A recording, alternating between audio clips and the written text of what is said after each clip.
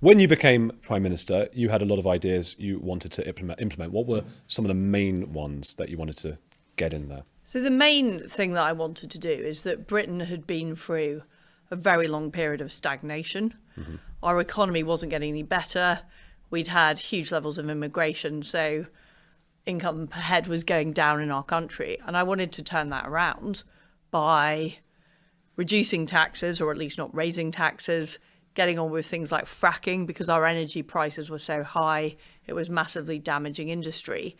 And to me, that was the absolute key to getting our country back on the right track, because what had been happening is that services were getting squeezed and squeezed and squeezed. The defence budget was getting squeezed and squeezed and squeezed because Britain just wasn't earning its way in the world. So that was my number one priority. And you came up against just impossibility. It was just impossible, barriers and things. Well, the thing I came up against was a very powerful economic establishment who had essentially been the architects of the policy for the last 30 years and basically believed that if you keep putting taxes up, it will keep generating more revenue.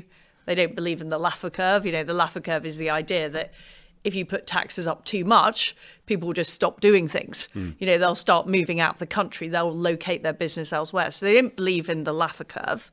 And what had also happened is huge amounts of money had been printed, particularly after the financial crisis, but also after COVID, which had created an inflationary cycle. So I was faced with a group of people who did not share my fundamental economic beliefs, which is a belief in free market economics, supply side reform, cheap energy. I think cheap energy is an absolutely vital part of having a fast growing economy.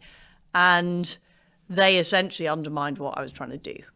Does that suggest we don't actually have a democracy because you elect a party and because they say they want to implement certain things, and then there are these unelected people who are in there stopping anything actually happening? I think Britain has become less democratic, yes.